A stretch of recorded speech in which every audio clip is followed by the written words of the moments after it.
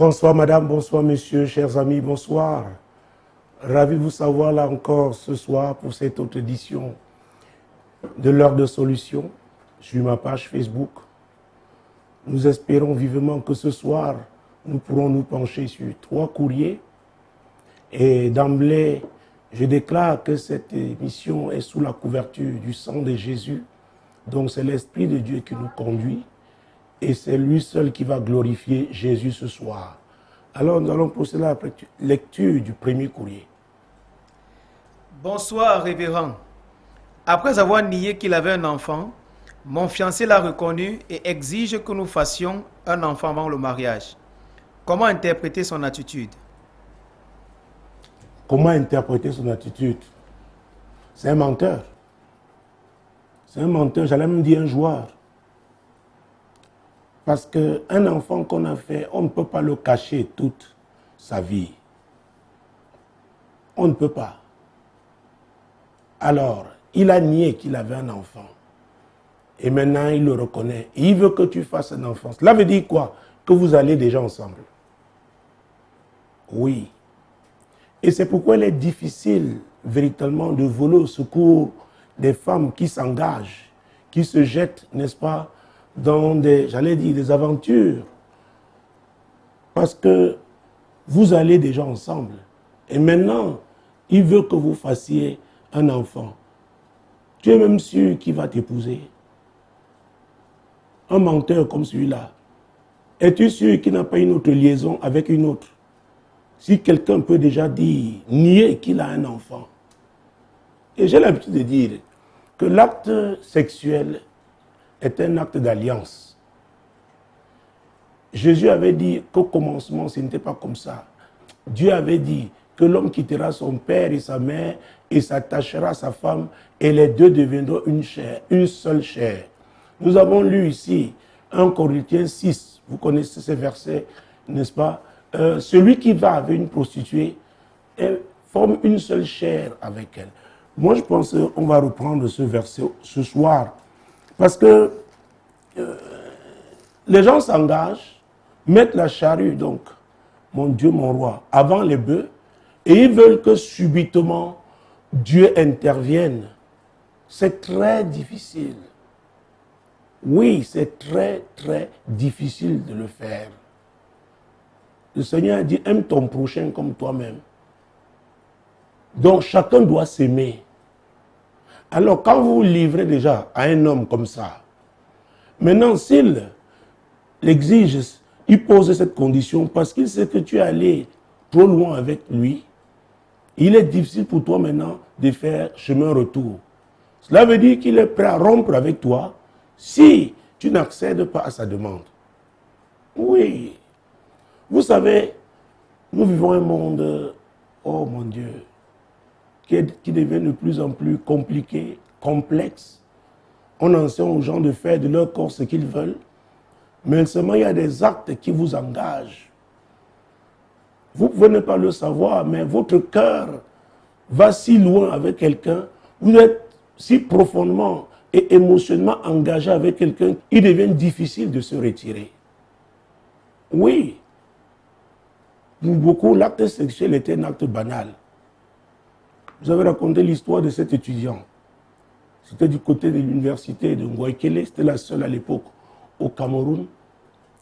Alors, les vendredis soirs, samedi soir, avec ses amis, allait du côté de Vogada, Super Pakita. Ça, c'était un genre de nightclub, mais vraiment à l'africaine. Et il a connu une prostituée là-bas. Et la femme s'est attachée à lui. Il allait manger là-bas souvent. Mais un jour, cette femme a fait une scène de jalousie. Elle a failli tout casser, n'est-ce pas, du côté d'une mini-cité, parce que ça, c'était des logements privés qu'on louait, que les étudiants louaient à l'époque. Et il a dit, mais elle est une prostituée, elle va avec plusieurs hommes. Mais à l'époque, ma réaction était claire. Tu es là avec elle. C'est une femme qui a plusieurs alliances dans sa vie. Plusieurs alliances avec des hommes. Mais seulement toi, tu as une place que les autres n'ont pas. Et quand tu vas manger chez elle, l'argent là vient d'où? Quand elle t'offre de belles chemises, de belles cravates, elle travaille où? Je lui avais dit qu'il était malhonnête et qu'il était suffisamment engagé et c'était difficile pour lui de faire, n'est-ce pas, marche arrière. Ça n'avait pas été facile. Pas facile du tout. Parce qu'il devait déménager. Ah oui, pour que cette femme ne le retrouve plus. Il faut faire très attention avec l'acte sexuel. Pendant ce moment-là, on peut faire des déclarations, n'est-ce pas, qu'on ne contrôle pas, mais qui ont une portée inestimable. Ah oui. Quand vous dites à un homme, je ne te quitterai pas, tu m'appartiens, non, je t'appartiens. C'est un engagement, ce sont des paroles qui sortent de votre bouche. Quand un homme dit oui, tu es ma seule poupée, je ne peux plus, je ne peux rien, tu es la seule hirondelle de ma vie. Merci. Alors vous pouvez être en train de jouer, mais l'autre prend ces considérations-là au sérieux. Peut-être que, comme cette prostituée, dans ses différentes balades, dans son métier, c'était sa profession. Elle n'avait pas rencontré un homme aussi mignon. Maintenant, vous voulez aussi expérimenter l'amour. Parce qu'il y a des régions encore ici en Afrique. Je ne voudrais pas citer un pays précisément. Quand vous allez en Europe et que vous trouvez une femme venant de ce pays-là qui fait la rue, qui est dans la rue, qui fait dans la prostitution, les 9/10 viennent de cette région-là. Et je dois vous dire, certaines sont mariées. Et leur mari, ah oui, chacun sait que sa femme est dans tel ou tel pays, n'est-ce pas? Et elle vit de la prostitution. Et elle envoie l'argent au pays. Ah oui. Je voyageais avec une Africaine qui allait à la fête annuelle des filles de sa région. C'était du côté de l'Asie. Et quand nous avons parlé, parce que le voyage était long, mon Dieu, je ne veux pas donner le nom de ce pays ici. Elle-même était prostituée ici. Et c'était comme leur convention annuelle. Ah oui. Alors ne croyez pas qu'une prostituée ne peut pas tomber amoureuse. Mais puisqu'elle a son métier, alors si vous l'acceptez comme ça, et ce jeune homme disait qu'elle ne doit pas être jalouse parce qu'elle elle vit de la prostitution, mais elle investissait dans sa vie. Ah oui. Je connais l'histoire d'un homme qui s'est marié, mais après aller épouser, n'est-ce pas, la femme qu'il avait connue en tant qu'étudiant et qui menait une vie vraiment légère, permettez-moi d'utiliser seulement cette expression, mais finalement, c'est elle qu'il allait épouser. Et parce qu'il devait être affecté à l'étranger, il l'a amené. Ça veut dire que dans les documents, on reconnaissait qu'il n'avait qu'une seule femme. Parce qu'il y a des pays dans ce monde, on ne reconnaît pas la polygamie.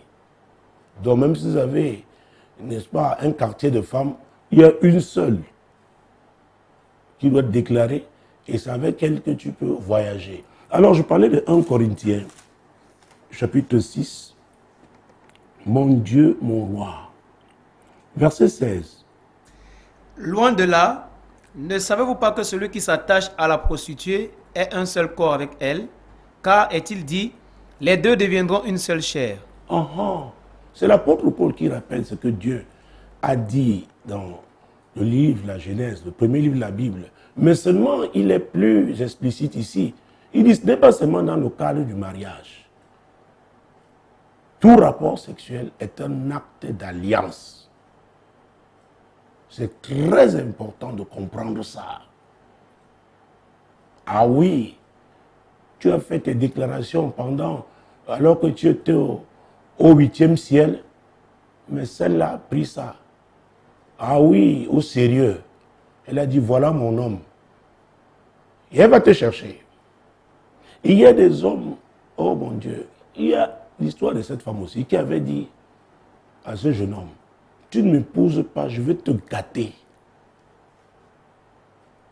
je te tuerai, je vais te détruire. Pourquoi il avait rencontré avec un homme, on appelait ça au Cameroun à l'époque le titulaire, c'est-à-dire celui qui paye le loyer, s'occupe. Alors il était un jeune homme, il a dit, voilà, moi je viens, n'est-ce pas, oh, pour des instants de plaisir, après je m'en vais. Elle est tombée enceinte. Lui a dit, c'est ton enfant. Tu savais que l'autre n'était qu'un sponsor. Et c'est toi l'homme de ma vie. Tu me quittes, je vais te gâter. Je vais te détruire. Donc, il y a des gens là, dans la rue. Ils ont fait le tour des médecins. Parfois le tour des églises. Mais avait dit, ils sont responsables des actes qu'ils ont posés. Ils se sont engagés dans des alliances sans comprendre la portée des alliances. Ah oui. Oh mon Dieu. J'en parle dans un de mes livres, je ne sais pas, je crois, ça doit être Terre, Terre, Terre. Et c'est un livre que je vous conseille à vous tous parce que dans cet ouvrage, je parle de 4 types de terres. La terre ancestrale, la terre natale, la terre d'accueil, la terre d'alliance. Et je viens de parler de tout acte sexuel qui crée une alliance. Cette alliance a été, n'est-ce pas, comment j'allais dire ça, scellée quelque part. Un lieu, un territoire. Peut-être après, vous vous êtes promené dans le monde entier. Mais à vrai dire, là-bas, chez cette femme-là, ou avec cet homme-là, quelque chose s'est noué profondément. Une relation a été scellée. Et la personne peut vous réclamer. La personne peut vous réclamer. J'ai eu, d'ailleurs ce n'était pas la seule fois, l'histoire d'une belle femme qui a fait sa vie cadre supérieur de notre administration, qui s'est mariée, a eu un mariage heureux. Un jour, en pleine réunion, la puissance de Dieu s'est manifestée. Elle est tombée. Et l'esprit de l'homme fort commençait à parler. Elle est à moi. Elle s'était engagée. L'homme n'était plus au Cameroun. L'homme avait déjà pris sa retraite. Il était dans son pays et son village. Tout a été dévoilé là. Quand elle a retrouvé, n'est-ce pas, tous ses sens, nous lui avons posé juste la question, qui est-elle? Elle dit, hein? Non, c'est un monsieur que j'ai connu avant, c'était comme ça, une aventure d'étudiante. Il était à l'époque diplomate. Ah, est-ce que nous étions là? Non. Nous l'avons su parce que son esprit s'est manifesté. Donc elle n'était pas encore mariée. Elle s'est mariée, mais le premier engagement là, qui était pour elle une aventure. Ah oui, les amis, ce n'est pas le jeu. J'étais dans le monde, hein. Donc je peux vous parler de ces choses. Et quand on conseille, on demande aux jeunes de faire attention, d'attendre. Nous vivons dans un monde de plus en plus dangereux. Ah oui, vous pouvez hypothéquer votre vie par un seul acte sexuel. Ah, c'est la vérité. Alors, pour revenir au courrier du jour, n'est-ce pas, celle qui nous a écrit, notre amie, dit que son fiancé a nié, n'est-ce pas, a dit qu'il qu'il n'avait pas d'enfant. Ça veut dire que ce monsieur ne comprend même pas la notion d'alliance. Et il est malhonnête, parce qu'il finit par le reconnaître. Et elle ne nous a pas dit dans quelles circonstances. Comment est-ce qu'il a fait? Qu'est-ce qui s'est passé pour qu'il reconnaisse? Qu'est-ce qui s'est passé? Posons nous-mêmes la question, est-ce que lui-même s'occupait de cet enfant-là? Et s'il ne le faisait pas, qu'est-ce qui te dit qu'il va s'occuper de toi, toi-même? Ou s'occuper des enfants que vous ferez? J'ai parlé souvent des signes prémonitoires et que l'on refuse, oui, d'interpréter. Il y a des gens qui sont spécialisés dans la fuite en avant. Il y en a qui font dans la politique de l'autruche. Mais mesdames, messieurs, ces choses vous rattrapent après. Dans Somme chapitre 127, verset 1, vous connaissez très bien ce passage, mais nous allons le lire. Parce que je suis en train de parler, je voudrais parler la notion de fondement. Somme 127, verset 1. Si l'Éternel ne bâtit la maison, ceux qui la bâtissent travaillent en vain. Si l'Éternel ne bâtit la maison, ceux qui la bâtissent travaillent en vain. Si l'Éternel ne garde la ville, celui qui la garde veille en vain. L'Éternel est le créateur de toutes choses. Nous sommes ses créatures. Et l'homme, parmi les créatures de Dieu, est, n'est-ce pas, celle qui est la plus puissante. Parce que Dieu nous a créés à son image et selon sa ressemblance. Et il dit que si lui ne bâtit pas, tout ce qu'on fait là est voir l'échec. Et Jésus a dit dans Jean, chapitre 8, verset 32, vous connaîtrez la vérité et la vérité vous affranchira. Et c'est la Bible qui dit aussi que le diable est le père du mensonge. Alors cet homme a pour père le diable parce qu'il t'a menti. Et vous êtes dans une relation qui n'est pas conforme à la parole de Dieu. Ça veut dire qui est votre maître, tous les deux? C'est le diable. Donc il peut vous manipuler comme il veut. Parce que toi, en acceptant d'aller avec lui alors qu'il n'est pas ton époux, tu t'es livré. Il maintenant dit, toi, maintenant, pour que je te pousse, tu dois d'abord faire un enfant. Qui te dit, après l'enfant là, tu n'auras pas le même sort que l'autre femme qui a fait un enfant avec lui. Oui, c'est un menteur. Il n'est pas sérieux. Mais comme j'ai l'habitude de dire, si une situation difficile, si vous connaissez une situation difficile et elle vous permet, n'est-ce pas, de rencontrer Jésus, gloire à Dieu.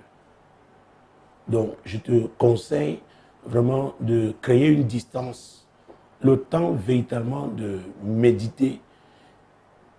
Le temps, si tu as la conviction que c'est Jésus, effectivement, qui est le chemin, la vérité, la vie, vous voyez, la vérité. Tourne-toi vers Jésus et fais de lui le numéro 1 dans ta vie.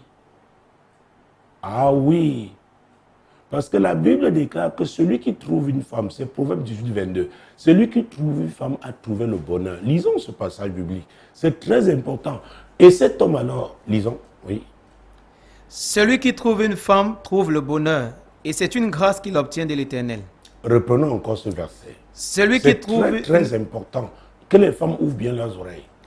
Celui qui trouve une femme trouve le bonheur, et c'est une grâce qu'il obtient de l'Éternel. Ah ah.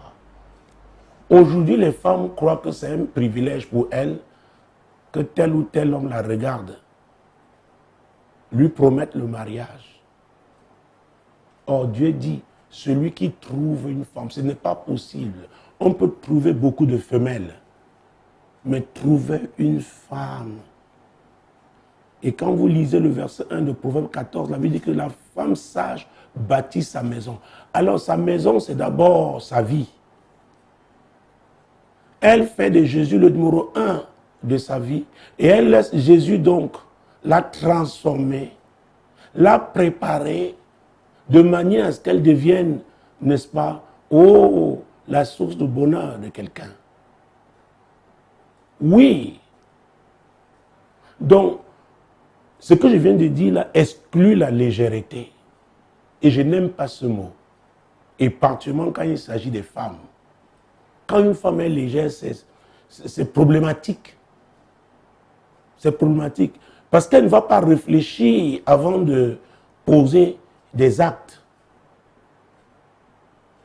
Elle va s'engager comme ça. C'est après qu'elle va se retrouver Et peut-être, elle a déjà perdu des ailes, n'est-ce pas, dans cet engagement. N'oubliez pas que s'engager, c'est se lier par une promesse. Que ce soit dans une chambre, dans une maison privée, un domicile privé, que ce soit dans une chambre, dans un hôtel de passe. Quand vous promettez là, c'est un engagement. Oh, je ne te quitterai jamais. Je ne te quitterai jamais. Je t'aime pour toute la vie. Oh, mon Dieu. Vous pouvez le faire oublier. Mais l'ennemi, le diable, qui est le père du mensonge. Dans le mensonge, il y a la ruse, il y a la séduction, il y a la duperie, la tromperie. Tout ça est dedans. Tout ce qui pousse l'homme, n'est-ce pas, à se retrouver en dehors des rails de Dieu. Donc cet homme est un menteur. S'il a nié qu'il avait un enfant, qu'est-ce qui te dit qu'il s'occupera de toi? Parce que Dieu dit que l'homme, dans le cadre du mariage, est le chef. Donc voilà un indice. Voilà un signe que tu as. Arrête-toi. Arrête-toi. Il ne t'arrête pas en faisant comme d'autres femmes qui disent oui, je m'arrête un moment, mais contrôle entre-temps s'il y a une autre femme qui va chez le monsieur ou ce que cet homme fait. C'est que vous ne vous êtes pas véritablement arrêté. Parce qu'il s'agit de votre vie. Vous pouvez l'hypothéquer de manière irréversible. Donc, gloire à Dieu que cette information, vous l'avez eue et que finalement, il est reconnu. Et quelle exigence! Au lieu de... Il n'a aucun remords pour t'avoir menti. Il ne regrette pas. Au contraire, il se place sur ses grands chevaux et exige maintenant de toi. Oui, il veut que tu conçoives, que tu lui fasses un enfant. Hey, la femme n'est pas une chèvre avec, n'est-ce pas, une corde attachée à son cou. Que nos sœurs, nos filles cessent d'être légères. Prenez du temps. Et la Bible dit que les rapports sexuels ne doivent avoir lieu que dans le cadre du mariage. Vous allez me dire, oui, c'est valable pour l'homme et la femme. Mais je dois vous dire, sur 100 cas, ceux qui regrettent le plus, ah oui, sur 100 cas, déception amoureuse, aventure ambiguë, 70% sont les femmes. Parce que pour beaucoup d'hommes, les femmes sont des proies. Ils opèrent en tant que prédateurs. Ils opèrent comme ces pêcheurs qui utilisent leur canne à pêche. Vous voyez, il y a un hameçon au bout. Donc, il faut mettre un ver de terre. C'est l'appât. L'appât peut être l'argent. L'appât peut être leur position. Il y a des femmes qui se plaisent à dire, oui, tel, je le connais. Et elles ferment les yeux sur toutes ces aventures. Et elles croient que c'est elle qui aura le dessus. Faites très attention. Quand un homme vous respecte, il y a des choses qu'il ne vous fera pas. Il y a des choses même qu'il ne fera plus dans sa vie parce qu'il compte sur vous pour bâtir. Donc il va mettre de l'ordre dans sa vie pour qu'ensemble vous bâtissiez, n'est-ce pas, sur une base saine. C'est pourquoi il sera honnête. Il vous parlera de lui, de son passé, pour qu'ensemble vous voyez comment sortir de ce passé-là qui ne glorifie pas Dieu, parce que vous vous serez engagé à suivre le Seigneur. C'est pourquoi il faut communiquer, il faut parler. On doit être vrai. Malheureusement, très peu de personnes sont vraies. C'est le problème à l'église. C'est un problème. Ah oui. Où des gens viennent vous parler de leur projet de mariage. Ils vont déjà ensemble depuis des mois. Qu'est-ce que vous pouvez bien faire? Et ils le font en cachette. Et ils veulent que vous les accompagnez selon leur modèle. Ils vous imposent même, n'est-ce pas, leurs conditions. Écoutez, je dis souvent aux parents, faites très attention. Quand on parle de parents, c'est quelqu'un qui a l'autorité. L'autorité qu'il a reçue de Dieu. Donc aucun enfant ne doit manipuler ses parents, que ce soit les parents biologiques ou les parents dans la foi. Et ces parents doivent être fermes de manière à ce que, si c'est contraire à la parole de Dieu, sans imposer quoi que ce soit, vous vous démarquez parce que vous craignez Dieu, parce que vous êtes engagé à suivre Dieu. C'est pourquoi la notion de crédibilité est très importante pour chacun de nous, pour chaque être humain. Si vous n'êtes pas crédible, on ne vous fera pas confiance. Une femme légère n'est pas crédible. Parce que si vous êtes allé avec un homme avant le mariage, qu'est-ce qui prouve que pendant le mariage, vous n'irez plus avec un autre homme? Est-ce que vous respectez ce corps que Dieu vous a donné? Je le dis aussi bien pour l'homme que la femme. Ce corps, le Seigneur veut qu'il soit, n'est-ce pas, le temple de Dieu, le temple du Saint-Esprit. Oui, c'est la vérité. Ça peut paraître difficile pour la majorité des personnes, mais vous savez, avec Dieu, on a la majorité. Parce que Jésus a dit que les paroles-ci ne passeront jamais. Le monde va passer, mais les paroles de Dieu, n'est-ce pas, vont demeurer. C'est très important de pouvoir faire, n'est-ce pas, un choix, le choix qui est fait sur la base d'un bon fondement, la vérité. La vérité. Donc, cher ami, tu m'as demandé quelle interprétation. Cet homme est un menteur, cet homme n'est pas sérieux. Je te conseille de prendre, n'est-ce pas, prends un temps, crée une distance, retrouve-toi toi-même. Et quand tu vas même faire une évaluation par rapport à votre relation, tu te rendras compte qu'il t'a menti sur d'autres sujets. Il a menti. Et manifestement, comme je l'ai dit, il ne le regrette pas. Donc il ne peut même pas se repentir. Parce qu'on ne peut se repentir que si on est convaincu qu'on a péché. Si on le regrette, et maintenant on choisit de tourner le dos à ce péché, en ce moment-là, on décide de devenir une nouvelle personne. C'est très important. Et on s'engage donc à mettre la parole de Dieu en pratique. Et cette parole devient la base de notre vie. Donc pour le moment, la base de sa vie, c'est le mensonge. Et on ne peut pas bâtir avec le mensonge. Ce n'est pas possible. Vous savez, il y a ces passages de Marc, non Luc, autant pour moi. Luc chapitre 6. Luc chapitre 6. Luc, mon Dieu, mon roi. Jésus-Christ de Nazareth. Est-ce que c'est bien ça que je trouve? Oui. Ah, très bien. Verset 47, n'est-ce pas, à la fin. Je vous montrerai à qui est semblable tout homme qui vient à moi, entend mes paroles et les met en pratique. Il est semblable à un homme qui, bâtissant une maison, a creusé profondément et a posé le fondement sur le roc. Très bien.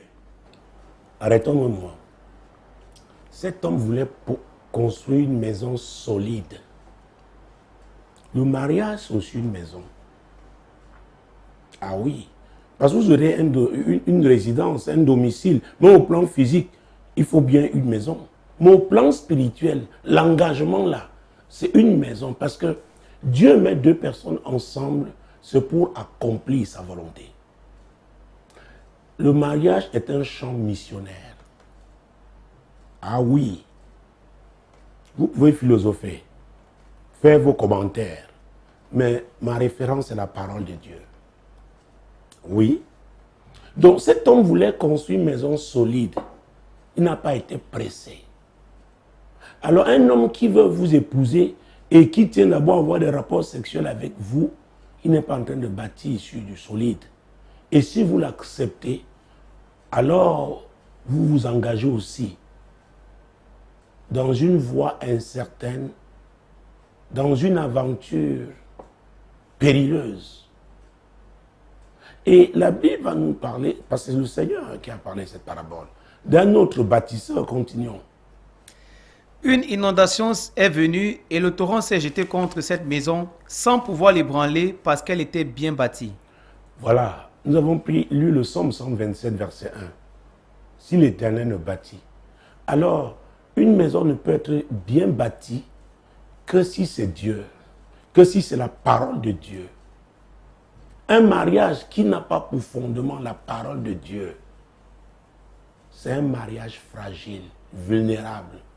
La Bible parle de l'inondation. Ce sont les défis de la vie. Même quand vous servez Dieu dans ce monde-ci, vous aurez des problèmes. Jésus l'a dit, que nous aurons des problèmes dans ce monde. Mais la différence entre nous qui suivons Jésus et ceux qui n'ont pas Jésus dans leur vie, c'est notre fondement. La vérité. Jésus. C'est pourquoi vous voyez, ceux qui ont la crainte de Dieu, ils s'en sortent toujours. Pendant que les tempêtes emportent certains, mais eux, ils s'en sortent toujours. Pourquoi? Non seulement Jésus est la base, Jésus est aussi la couverture. Ah oui, par rapport, n'est-ce pas, à tous ces défis, les défis de la vie. Continuons. Mais celui qui entend et ne met pas en pratique est semblable à un homme qui a bâti une maison sur la terre sans fondement. Le torrent s'est jeté contre elle, aussitôt elle est tombée et la ruine de cette maison a été grande. La ruine. Il y a des mariages, vous n'avez pas besoin d'être prophète pour prédire que ça ne pourra pas marcher. Quand vous voyez deux escrocs se mettre ensemble, ah oui, se mettre ensemble. C'est l'histoire de ces jeunes gens. Alors, l'un a voyagé, il est arrivé dans un grand pays de ce monde, il s'est marié, n'est-ce pas? Quand on parle aujourd'hui du mariage business, les mariages simulés, les mariages blancs, pour avoir les papiers. Et entre-temps, il s'est débrouillé, sa copine l'a rejoint. Et sa copine lui rendait visite comme étant sa sœur, sa cousine. Vous voyez le type de mariage que les gens peuvent faire aujourd'hui. Or, l'épouse, la femme qu'on a épousée pour les papiers, sans lui dire, elle a cru, n'est-ce pas, en ce mariage alors qu'elle avait affaire à un escroc. Elle recevait donc sa belle-sœur à la maison, enfin, belle-sœur, entre guillemets, mais c'est la copine de son mari. Le jour où elle a découvert cette affaire, elle a décidé de rompre. Et après le divorce, il a donc épousé sa copine, qui, entre-temps aussi, avait déjà connu un autre homme. Ah oui. Vous voyez? Compliqué, hein? Donc on peut croire être un joueur ou une joueuse, mais le diable, oh, il sait comment piéger ceux, oui, qui s'aventurent avec lui, ceux qui le laissent, n'est-ce pas, piloter leur vie. Donc, ça s'est équilibré. Il a menti à une femme, lui aussi a été victime du mensonge de sa copine. Il était mécontent que sa copine lui soit infidèle. Mais et cette copine aussi, entre-temps, elle croyait que l'homme-là devait l'épouser. Cet homme-là peut épouser parce qu'il a fallu du temps, n'est-ce pas, un certain temps pour que le premier divorce. Alors, quand on a un tel fondement, et les enfants vont naître, mais le mauvais fondement-là va affecter ce mariage. C'est pourquoi je ne sais pas à partir d'où vous suivez cette émission. Vous allez nous dire que oui, vous en Afrique, vous avez une façon de penser. Ici, ce n'est pas facile. Il y a des défis particuliers. Mais ce que je sais, la vérité est le meilleur fondement. Peut-être que vous avez commencé, n'est-ce pas, dans le mensonge. L'occasion vous est donnée aujourd'hui de vous rattraper si et seulement si vous êtes convaincu que cette voie-là était une mauvaise voie et vous demandiez sincèrement pardon au Seigneur et que vous abandonniez cette voie du mensonge pour suivre Jésus, quel que soit ce que ça va coûter. Parce que Jésus a dit dans Matthieu, n'est-ce pas, oui, Matthieu, je dois prendre ça, chapitre 16, oui, verset 26. Matthieu 16, mon Dieu, mon roi. Matthieu 16, verset, mon Dieu, mon roi. Verset 26, oui. Et que servirait-il à un homme de gagner tout le monde s'il perdait son âme, ou que donnerait un homme en échange de son âme? Vous voyez beaucoup de gens aussi dehors, hommes comme femmes, vous les enviez. Certains sont dans de belles limousines, de belles voitures 4x4, mais ils ont vendu leur âme au diable. Ah oui! Donc si vous vous engagez sur une voie mensongère, une voie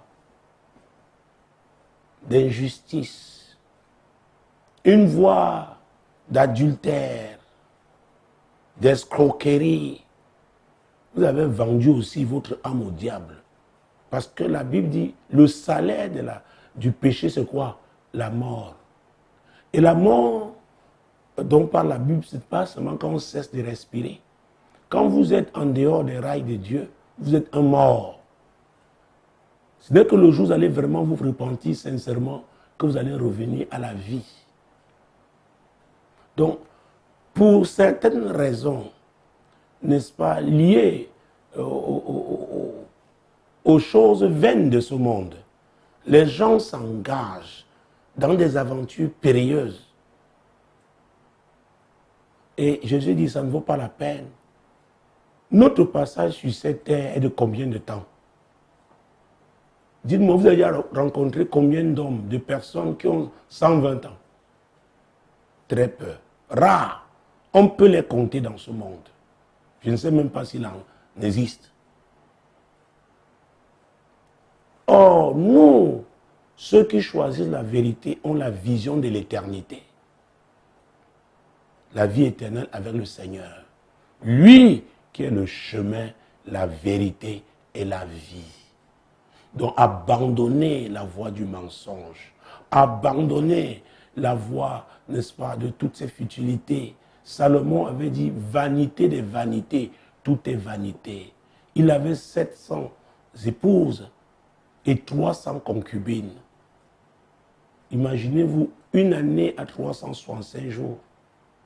Donc, après tout ça, Salomon a dit, vanité des vanités, tout est vanité.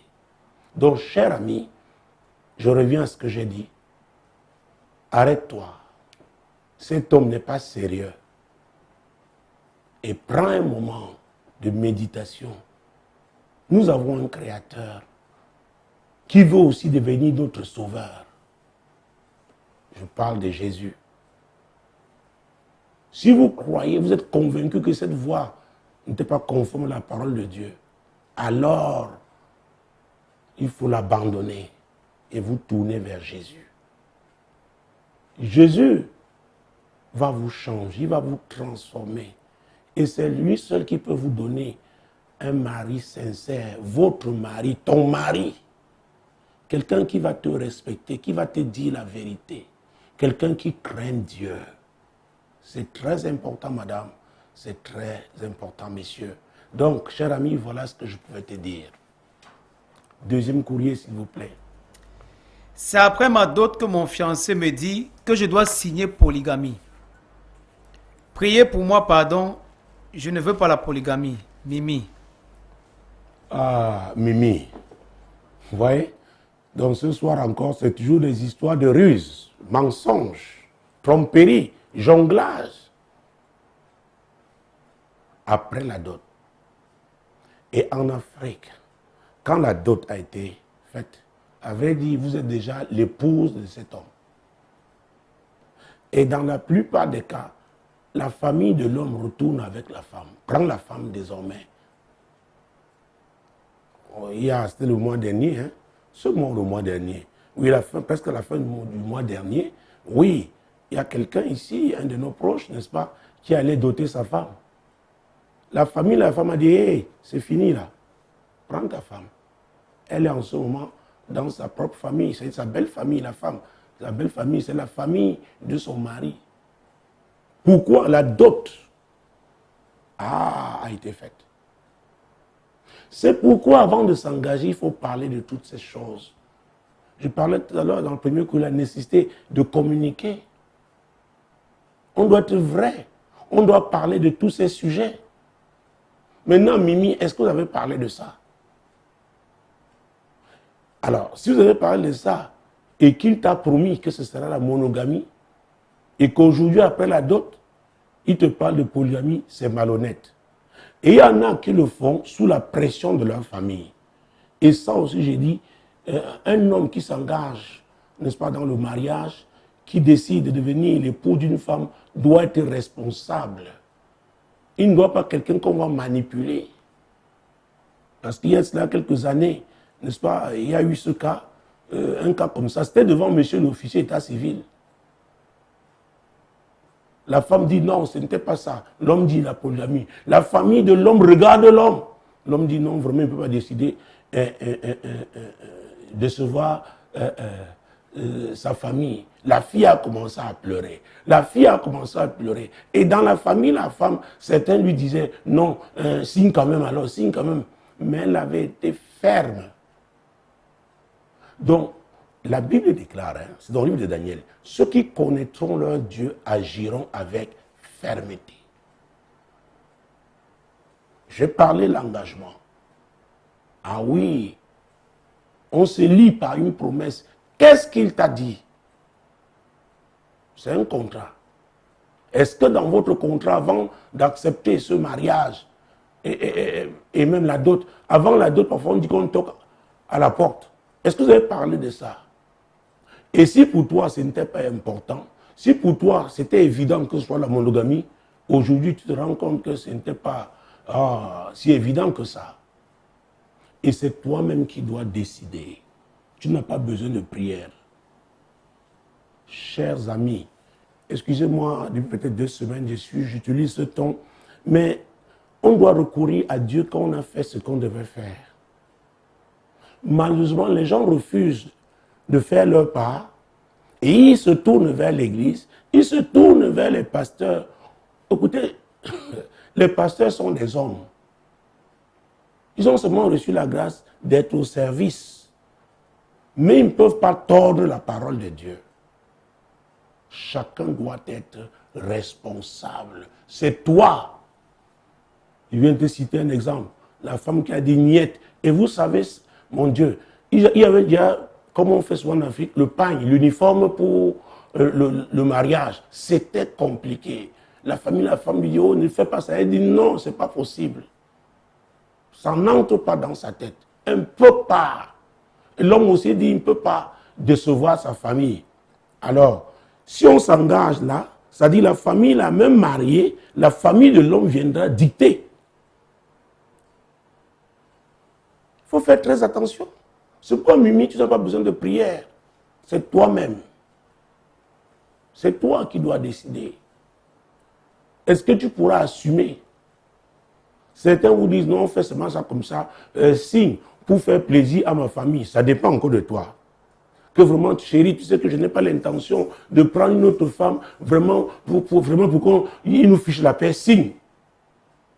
Il faudra assumer. Et si tu n'es pas aussi prête à assumer ta décision, n'est-ce pas, si tu dis non, parce qu'il y en a comme ça qui sont prêtes, n'est-ce pas, à la dernière minute, elles vont dire oui parce qu'elles veulent se marier. Si tu appartiens à cette catégorie-là, engage-toi. Parce que ne m'accuse pas un jour que je t'avais dit de ne pas t'engager, n'est-ce pas, dans la polygamie. C'est ta vie. C'est ta vie. C'est ta vie. Et la volonté de Dieu, ce n'est pas dans la polygamie. Excusez-moi. Il a dit l'homme quittera son père et sa mère et s'attachera à sa femme. Donc, quand on signe déjà polygamie là, c'est une porte qui a été ouverte. Et regarde même, je parle souvent de cartographie spirituelle. Et même la carte, une carte simple, n'est-ce pas, pour donner, comment je l'ai dit, pour représenter cette famille dans laquelle tu vas te marier. Est-ce qu'ils pratiquent la polygamie chez eux? S'ils la pratiquent, sache que l'esprit là est là. L'esprit de la polygamie. Et que ce n'est qu'une affaire de temps. Je sais que certaines femmes vous diront, oui, écoutez, que vous acceptez polygamie ou pas, oh, les hommes sont comme ça. Vous êtes libre. Mais ça ne sortira pas de ma bouche de te dire que non, non, ne signe pas. Ou que je crie, oh, envoie le feu sur l'homme là. Non. Ça dépend de toi. C'est quoi, moi, je pense souvent des domaines réservés. Et plusieurs fois, on a voulu. Quand j'étais débutant dans le ministère, je suis tombé dans ce piège-là. Mais depuis un certain nombre d'années, je ne le fais plus. Je donne des conseils conformément à la parole de Dieu, mais chacun doit décider. J'ai eu plusieurs cas. Oh, papa, je ne veux plus de cet homme. Vraiment, dis-moi seulement ce que Dieu veut. Mais tu dis que tu ne veux plus de cet homme. Maintenant, tu me dis de te dire ce que Dieu veut. C'est toi. Donc, il y a un domaine, je refuse, comme invite, n'est-ce pas, dans cette zone-là. Je refuse. C'est chacun. Mimi, c'est toi. C'est toi. Et si tu allais déjà avec cet homme, vous êtes mariés, non? Avant même la dot là, vous êtes mariés. Et c'est pourquoi je disais que les femmes, c'est très compliqué.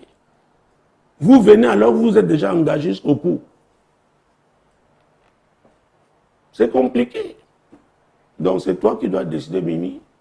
Mais en tant que serviteur de Dieu, je n'ai jamais conseillé à quelqu'un de s'engager dans la polygamie. La polygamie, oh, source à problème. Donc, ça c'est la parole de Dieu. Bon, on vient de lire encore, là tout à l'heure, Matthieu 16, verset 26, que servirait-il à un homme de gagner le monde entier s'il doit perdre son âme? Oh mon Dieu, merci Saint-Esprit. L'Esprit de Dieu vient me rappeler une histoire, il y a de cela. Ça c'est 21 ans, presque 22. L'histoire d'une femme à l'église, mariée, avec acte de mariage, système monogamique. Le monsieur même avait été appelé en urgence pour une intervention. À un moment, on a cru qu'il était même, on n'avait plus de ses nouvelles. Elle a prié, l'église a prié. C'est une affaire qui se déroule dans une église dans cette ville-là. Je ne veux pas souvent situer le quartier, mais ce n'est pas à quoi où nous sommes. Ce n'est non plus à Nubel où on a commencé. Donc, et finalement, le monsieur est revenu. C'était une source de joie et tout. Il est allé au village, fêter. Après, on lui a dit non, voici la femme qu'on te donne. Oh mon Dieu. Il est revenu avec la femme. Dans la même maison, avec son épouse chrétienne. Et j'ai dit, mais l'homme là est vraiment chrétien. Il dit, non, on fait ça comme ça, c'est pour la famille, c'est pour la famille. La femme est allée voir un groupe de prière dans l'église où elle était. Ils ont prié, Dieu a mis la pression. La femme là, elle-même est sortie. Celle que l'homme avait ramenée. La famille de l'homme, donc, fait le déplacement de voilà. Il lui demande, mais comment ta coépouse s'en va, tu laisses comme ça. Chez nous au village, c'est toi qui dois aller là, tu dois la ramener. Et elle a fait, sans dire à personne. Elle a ramené la femme là. Environ 3 semaines après. La femme a dit, toi, tu ne resteras pas. Et croyez-moi, c'est celle-là qui était chrétienne qui est sortie. Ça a été terrible. Et cet homme a fini par mourir. C'est la femme là, la femme du village là, qui a récupéré la maison. Elle voulait engager un procès venant pour le conseil. Quand on m'a dit c'est elle, j'ai dit je ne la reçois pas. Dans la vie, il faut savoir ce qu'on veut. Si vos coutumes, vos traditions sont au-dessus de la parole de Dieu, C'est votre engagement. Vous êtes libre. Mais pas un temps avec vos traditions, un temps avec la parole de Dieu. Jésus, le reproche qu'il a fait aux pharisiens, c'est qu'ils avaient placé la parole, leur tradition, au-dessus de la parole de Dieu. Vraiment, c'est pathétique. Et c'est quoi, vous voyez, les pasteurs, s'ils ne font pas attention, ils peuvent même se retrouver, n'est-ce pas, surmenés, voire même déprimés. Parce que vous portez des gens, vous les accompagnez. Dieu fait. Mais après, ils glissent, ils vont faire leurs choses. Et quand c'est mauvais, ils reviennent comme si de rien n'était. Et ils veulent un accompagnement, c'est-à-dire vous recommencez. Non, non, non. Il faut assumer. C'est pourquoi je dis toujours au pasteur, enseignez la parole de Dieu. Et que chacun, oui, soit mis devant ses responsabilités. C'est très important. Tu vas faire les coutumes. Quand les dieux de vos coutumes vont te réclamer, ne cours pas à l'église. Répands-toi d'abord. Donc, le diable, on l'a vu avec le premier courrier, il est le père du mensonge, de l'hypocrisie, du jonglage, de la ruse. Alors, ce que vous allez faire, n'est-ce pas, en cachette là, quand vous revenez parce que c'est mauvais, confessez véritablement, dites ce que vous allez faire en cachette. Sinon, Dieu ne peut rien faire pour vous. Je ne sais pas pourquoi je parle comme ça. Peut-être parmi mes amis ce soir, il y a des gens qui souffrent comme ça. Ils n'ont jamais confessé sincèrement ce qu'ils ont fait. Et le diable rit. Parce qu'il sait que Dieu ne peut pas vous aider. Et il ne peut pas intervenir dans cette situation parce que vous êtes bloqué, vous êtes pris dans les taux du mensonge. Ah oui. Je ne sais pas qui me suit en ce moment et Dieu me dit, tu es, mon Dieu, mon roi, oh Jésus, tu vas avec un homme marié et tu pries pour le mariage. Dieu me te demander si c'est sérieux. Tu vas avec un homme marié et tu vas dans une église prier pour le mariage. Est-ce que c'est sérieux? Il ne faut pas vouloir le beurre et l'argent du beurre. Vous savez, dans nos églises de réveil, hein, il y a tellement de contradictions. Des contradictions. Vous voyez des gens qui tiennent des grosses Bibles. Mon Dieu, mon roi. Mais après, vous voyez leur façon de vivre, ça pose un problème. Ça pose un problème. Une était venue me voir ici. Et elle m'a même rappelé que nous avons été au lycée de Newbel ensemble. Pourquoi? Elle avait fait 2 enfants avec un homme. Et elle dit, un homme marié.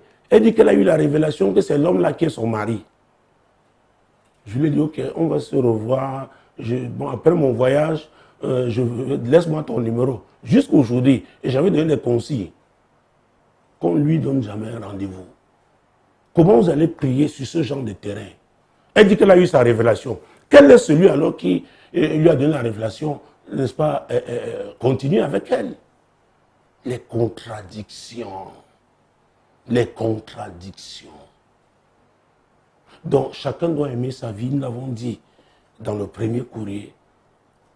Et parce que tu aimes ta vie, tu prends un engagement. Et cet engagement doit être pour l'éternité. Ce n'est pas pour le peu de temps que nous avons à vivre sur cette terre.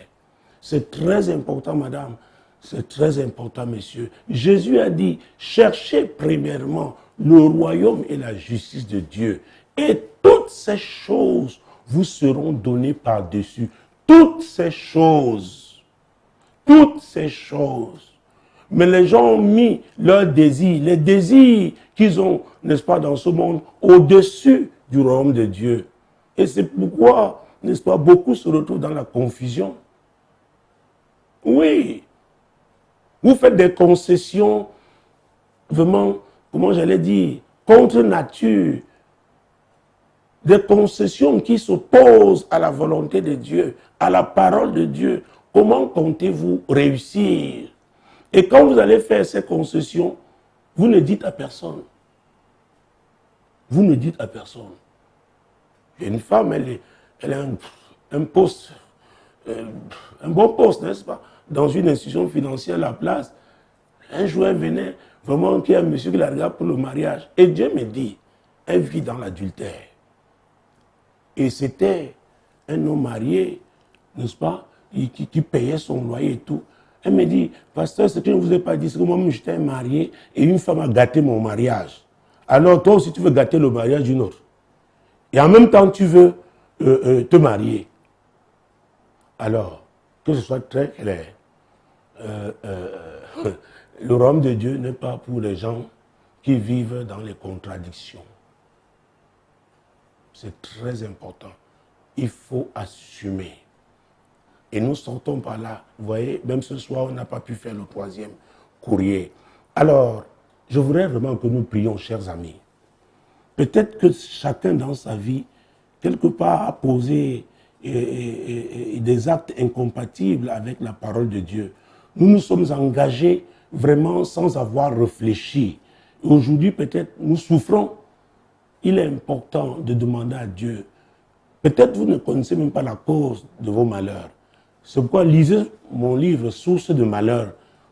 Et vous verrez qu'au 2e chapitre, je parle de la nécessité de, n'est-ce pas, de rechercher la cause. Je voudrais prier maintenant pour vous, chers amis, pour que Dieu vous montre ceux-là qui ne comprennent pas, qui ne savent pas où est-ce qu'ils ont fauté, où est-ce qu'ils ont, n'est-ce pas, chaviré, que Dieu leur montre au nom de Jésus. Seigneur, je te présente mes amis sur Facebook, dans le cadre de ce programme, l'heure de solution. Il y en a parmi ces amis-là qui sont dans des situations difficiles aujourd'hui parce qu'ils ont fait des concessions incompatibles avec ta parole, avec ta volonté pour leur vie. Il y en a même qui ne savent pas où est-ce qu'ils, n'est-ce pas, ils ont eu à se compromettre. Seigneur, je prie pour que tu accordes à chacun la révélation, que tu montres à chacun la source de son problème, la source de son malheur, au nom puissant de Jésus-Christ. Seigneur, c'est toi qui as dit que ceux qui connaîtront leur Dieu agiront avec fermeté. Je voudrais prier maintenant pour mes amis sur Facebook, ceux-là qui suivent déjà Jésus, vraiment qu'ils soient fermes, afin que ce soit le royaume de Dieu qui soit toujours la priorité dans leur vie, quelles que soient les situations au nom de Jésus. C'est ma prière, Seigneur, pour mes amis. Seigneur, je prie pour la fermeté. Ceux-là qui ont choisi de te suivre, Seigneur, qu'ils marchent dans la fermeté, qu'ils demeurent dans la fermeté au nom puissant de Jésus-Christ.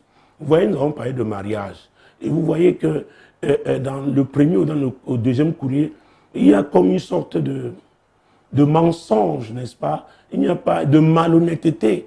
Oh, prions, je veux prier maintenant pour tous ceux qui aspirent au mariage. Je prierai pour que, n'est-ce pas, Dieu conduise chacun, n'est-ce pas, que chacun fasse de la vérité le fondement de sa vie et que le choix de chacun se fasse à la lumière de la vérité au nom puissant de Jésus. Seigneur, je prie pour tous ceux-là qui aspirent au mariage. Seigneur, parmi mes amis sur Facebook, Seigneur, ces hommes, ces femmes, je prie pour que leur choix soit la vérité et qu'ils demeurent dans la vérité.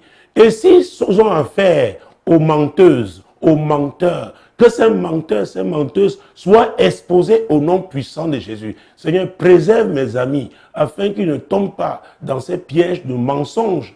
Mon Dieu, en ce qui concerne le mariage, en ce qui concerne les affaires, en ce qui concerne tous les domaines de leur vie. Seigneur, tu es le Dieu du discernement. Amène mes amis à discerner, oui, ta voix et de la suivre, quel que soit le prix à payer, au nom puissant de Jésus. Et pour finir, quel que soit le problème que vous avez aujourd'hui, vous voulez voir Dieu intervenir, vous demandez à Dieu un miracle, parlez à Dieu pendant 10 secondes, présentez-lui ce seul problème. Il nous a demandé de mettre les papiers dans un panier chaque dimanche. Et nous prions durant la semaine. Il nous a demandé à l'église que ce soit un seul sujet. Vous pouvez changer chaque semaine si vous en avez plusieurs, mais si c'est le seul, mettez. C'est ce que nous sommes en train de faire depuis 2 semaines. Et c'est l'opportunité qu'il vous donne. Présentez-lui un seul sujet. Un seul. Vous avez 5 secondes pour cela. Seigneur, je prie pour ce sujet préoccupant, pour mes amis sur Facebook. Seigneur, ce miracle que chacun te demande, Seigneur, accorde-lui, accorde à chacun ce miracle, que ce soit la guérison, la délivrance, que ce soit, mon Dieu, mon roi, la percée dans les affaires, que ce soit un nouvel emploi ou un emploi, Seigneur, accorde à chacun son miracle au nom puissant de Jésus. Mesdames, Messieurs, c'est encore un privilège ce soir, n'est-ce pas, d'avoir été à votre service. Demeurez bénis. Shalom, shalom, shalom.